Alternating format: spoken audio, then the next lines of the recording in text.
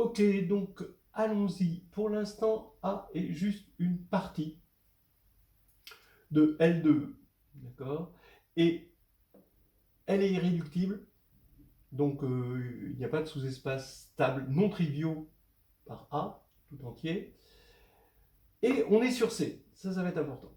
Donc le premier truc à montrer, c'était la question 6, qui était faisable, avec une indication.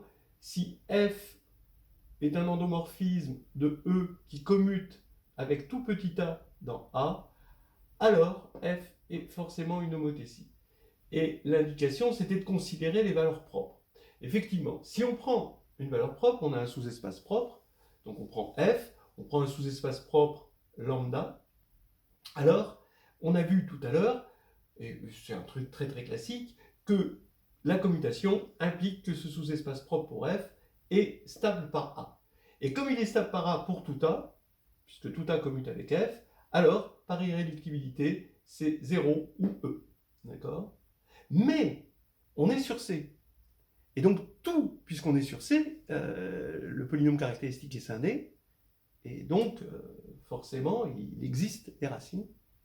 Et donc on a des valeurs propres, et donc des sous-espaces propres, donc non triviaux en quelque sorte, parce que un sous-espace propre, voilà, c'est non trivial. Et donc ici, il existe lambda, tel que c'est non nul. Mais puisque c'est non nul, bah, c'est que c'est égal à E, et si E est le sous-espace propre pour F, c'est que E est une homothétie de rapport lambda. Voilà. Donc là, c'était faisable. Et c'est là qu'il y avait la question petit 7 avec les rotations, le fait que ce soit faux sur R, avec l'exemple classique, en quelque sorte, des rotations dont j'ai parlé tout à l'heure, mais où c'est encore une partie, on n'a pas besoin de l'histoire d'algèbre à ce moment-là. Bon, là où les choses commencent à se compliquer, c'est avec la 8.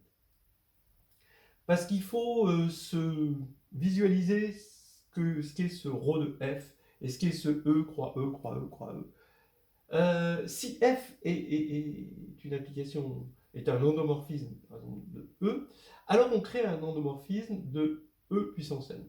Bah, E puissance n, c'est des n-uplets d'éléments de E, et ça a une structure d'espace vectoriel naturel. Ces deux dimensions, la dimension de E puissance n, bah c'est n dim de E, mais on a pris le même n que la dimension de E, ce qui fait que c'est n2. Si on veut le voir mieux, bah E, c'est la somme directe de sous-espaces EI, où les EI, c'est 0, 0, 0, 0, comme ça, croix E, croix 0, 0, 0, 0, d'accord? Donc on concentre E en une coordonnée, en quelque sorte, et ça c'est isomorphe à E, voilà, pour I égale 1 à n, En, pardon, est égal à ça. Voilà. Et donc on voit aussi que c'est de dimension n2, hein, parce que chaque i est de dimension n, parce que c'est isomorphe à E, et donc c'est n fois n. Voilà. Alors, on considère ce ρ de f, pour tout f dans L de E, ρ de f, qui va être un endomorphisme de En, qui a x1, xn, donc ça c'est dans chaque xi est dans E, donc ce qui fait que le n-uplet est dans En. On associe le même, avec le même f de x1, etc., f de xn. Voilà, c'est joli. Mais c'est difficile de faire rentrer ça dans ces cases. Bon. En fait, vous voyez que chaque EI va être stable. Ça, c'est la remarque importante. C'est que chaque EI, ici, est stable. Parce que vous allez prendre F, ici, vous allez garder 0. Comme ça, c'est stable, et ça, c'est stable, bah, 0 et E sont stables, bah, par définition, par construction de ρ de F, bah, les EI sont stables par ρ de F. Voilà. Et on demandait de décrire le commutant, qu'on appelle C, de ρ de A, c'est-à-dire l'ensemble des ρ de petit a quand petit a parcourt grand A, dans L de En. Alors là, c'était pas difficile, c'est simplement de se projeter dans ce monde-là, qui était dur. Et on s'y projette, moi je le vois matriciellement, c'est-à-dire que j'ai mes sous-espaces EI qui sont en somme directe. Je crée une base ici, vous voyez, une base, et ici, j'écris ça par bloc. Donc chaque matrice ici est un bloc NN, d'accord?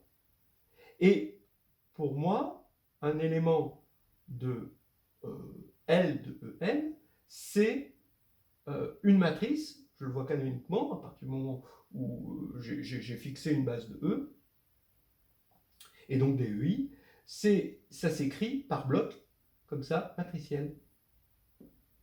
Voilà. Là, il y a en tout n ici, mais n fois, comme ça. Voilà. Et maintenant, qu'est-ce que c'est qu'un élément de ρ de EF dans cette base? Eh bien, ici, dans cette base, on a dit que les EI étaient stables par les ρ de F. Donc, quand on a F, bah, on va voir la matrice diagonalement. Voilà, sur E1, bah, c'est juste, sur E1, c'est juste la matrice de F dans la base fixée, on a fixé une base. Et donc, si on garde la même base de E, et que cette même base de E, on la voit comme une base de EI, par identification là, eh bien, ici, on va avoir la même matrice. Et ça, c'est important. Donc maintenant, on a traduit le problème matriciellement. C'est ça le truc le plus dur. Donc maintenant, F, c'est petit a, et ρ de a, et la matrice de petit a, hein, associée, dans la base qu'on a fixée, c'est grand A. D'ailleurs, souvent, on identifie un canoniquement, hein, matrice et endomorphisme. Donc ici, il faut résoudre commuter, d'accord? Donc il faut regarder les matrices, ici, qui commutent avec ρ de a, c'est-à-dire ces choses-là. Mais quand on multiplie à droite par quelque chose de diagonal, ça revient à multiplier la colonne à droite. Donc ici, on va avoir ici les BIJ fois A. Et quand on multiplie à gauche, ça revient à multiplier des lignes. Et bien, ça veut dire qu'on va avoir à droite, donc à gauche, on avait les BIJ multipliés à droite, mais à droite, on a les BIJ multipliés à gauche parce que c'est les lignes. D'accord? Donc ça veut dire que quel que soit A, ou finalement quel que soit petit a, tous ces blocs-là, ils commutent avec A. Et on a vu tout à l'heure que c'était les homothéties. Donc ça veut dire que ce sont les matrices telles qu'on a pour tous les BIJ des homothéties. Alors des homothéties qui peuvent être différentes, hein, okay, mais ce sont des homothéties. Elles peuvent être toutes différentes, il peut y avoir N2 homothéties différentes, mais c'est N2 homothéties. Voilà. On a donc maintenant la réciproque, elle est claire. Si ici on met des homothéties, donc on met à la place de chaque bloc des matrices d'homothétie, bah, ça va commuter avec toutes les matrices comme ça, homothétie par bloc en quelque sorte, je ne sais pas comment appeler ça. Et donc ρ de A, donc clair, mais mieux. C'est-à-dire que si vous prenez F quelconque, et que vous mettez à la place de A, vous mettez MF, la matrice de M ici. Donc vous regardez la matrice de ρ de F dans cette base qu'on a concoctée et vous voyez que c'est encore une fois une matrice homothétie par bloc en quelque sorte. On a le même MF ici qui revient. Et ici, on va bien avoir une commutation si on a pris le soin de remplacer les BIJ par des homothéties. On aura la même commutation ici avec MF. Voilà. Donc ce qui va faire que, ça c'était le petit v, c'est le commutant qu'on vient de trouver, c'est-à-dire les matrices par bloc d'homothétie, sont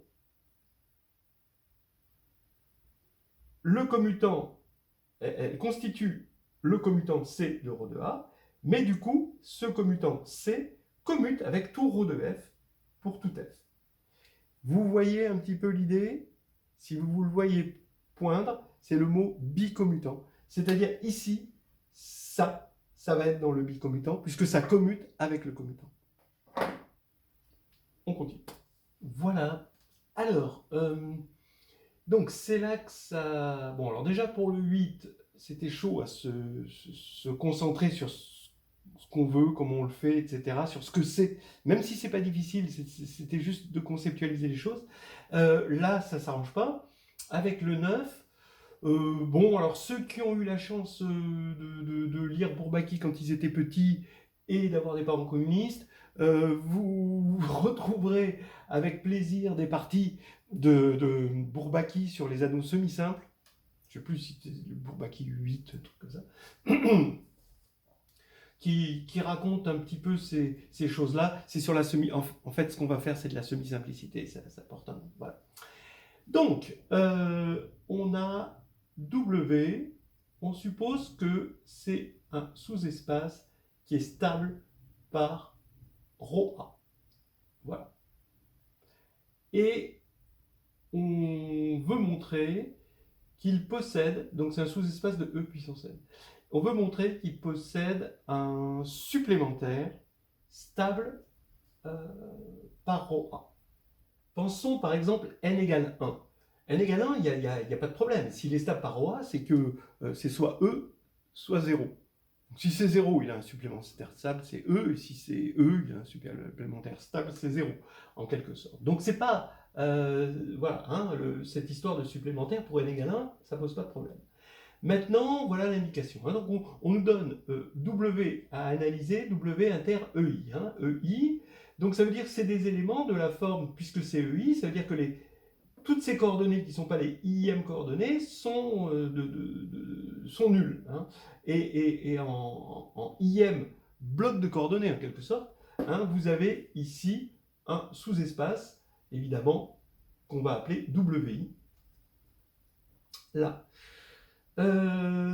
Eh bien, vous pouvez remarquer que, alors on nous demandait de montrer que W inter EI, c'était EI ou 0. Comme W est stable par ρ A, et que EI est stable par ρ A, en fait, EI, on a dit que c'était stable par ρ de F, quel que soit F dans L de E, et bien l'intersection, comme intersection de sous-espace stable, c'est stable, d'accord? Donc ça, c'est stable. Mais si ça, c'est stable, vu la tête que ça veut dire que le sous-espace WI qui est ici est stable. Mais comme c'est un sous-espace de EI qui est identifié à F, mais comme c'est un sous-espace de EI qui est identifié à E, d'accord, et que ρ de A sur EI, c'est comme A sur E, et bien WI, qui va être stable par tous les ρ de A, ça va nous donner WI égale soit 0, soit E. Donc ici, on va avoir EI ou 0. C'est tout ou rien à ce niveau. Voilà, donc ça c'est montré. Maintenant, petit b, vous avez W1 égale W. On va créer une suite comme ça, hein, une suite croissante de sous-espaces stables à supplémentaire stable. C'est ça toute l'astuce. Donc regardez, vous avez W1. Vous posez W1 par définition égale à W. Maintenant W2, qu'est-ce que c'est? On va dire que c'est W plus E1 si W inter E1 égale 0. Donc effectivement, hein, si W inter E1 égale 0, alors ça va être une somme. La somme que j'ai le droit de prendre est une somme directe. D'accord? Et si W inter E1 égale E1, ben on garde W. Donc ça veut dire que W2, ici, il contient à tous les coups E1. D'accord? C'est ça qui est important. Et en plus, W2 est stable. Puisque là, W est stable, W et E1 sont stables, donc W plus E1 sont stables par ρ A. D'accord? Et W1 possède un supplémentaire stable dans W2. Parce qu'ici, le supplémentaire, c'est 0, et dans ce cas-là, c'est E1 qui est stable. Voilà. Donc maintenant, il faut voir si on peut continuer. Parce que qu'est-ce qui a fait marcher les choses? C'est que W1 ici, inter E1 était égal soit à 0, soit à E1. Donc maintenant, on repart de W2, qui va être stable, et il faut regarder W2 inter E2. W2 inter E2. Ben, qu'est-ce que c'est? Ben, W2, il est stable, ici. Donc je peux remplacer W par W2 là-dedans, pour avoir que W2 inter E2, ben, c'est E2 ou 0. D'accord? Bon, là je l'ai calculé, mais ça ne sert à rien. Hein, d'accord? Voilà. En fait, ça va être E2 pour 0. Donc ici, je peux continuer ma récurrence. Mais comme je l'ai fait pour E2, ici, ça va contenir W1, il est inclus dans W2. D'accord? On a ici la stabilité. Là, on a la stabilité. On a aussi un supplémentaire stable. D'accord? Et W2 contient E1. Maintenant, on va prendre W3, qu'on construit de la même manière à partir de W2. Donc il va être stable. Ici, il va y avoir un supplémentaire stable. Et quand on prend la somme directe, d'accord, des deux supplémentaires, puisque là, ça va être en somme directe, ben ici, hop, on va avoir un supplémentaire stable entre lui et lui. Et en plus, W3, qui contient W2, donc contient E1, mais contient cette fois-ci E2, d'accord, puisqu'on a fait la manip, mais maintenant avec E2 à la place de E1. Je ne sais pas si j'ai été clair là-dessus, mais en tout cas, on le fait pour E2. Et bien, W3 va contenir E1 plus E2. Donc, la somme directe, E1 plus E2. Et pareil, après, on va construire W4, etc. Pour moi, c'est Wn plus 1, mais peut-être que Wn, non. Je dirais que Wn plus 1, je ne sais pas s'il n'y a pas une petite typo dans le problème, c'est Wn plus 1, qui lui va contenir à la fin, en tout cas le tout c'est que ça converge à la fin, hein, et qui va contenir E1 plus E2 jusqu'à En, donc il va contenir toute N.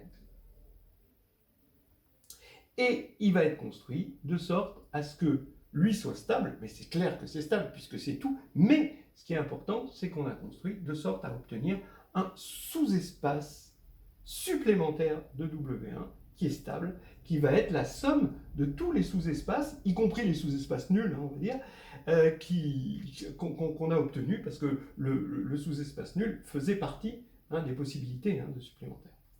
Voilà, donc on a montré ce théorème de semi-simplicité, c'est-à-dire que pour l'instant, A est juste une partie, enfin, pas dans le problème, mais en fait, oui, A est juste une partie, et on a ce truc de semi-simplicité, c'est qu'on a trouvé un truc stable par la partie, d'accord, et qui est supplémentaire de quelque chose de stable. Donc W est stable, il va posséder, ici, il existe un W' qui est stable avec W plus W' égale En. Voilà. Bienvenue dans le monde de la semi-simplicité. Comme le problème. C'était semi-simple.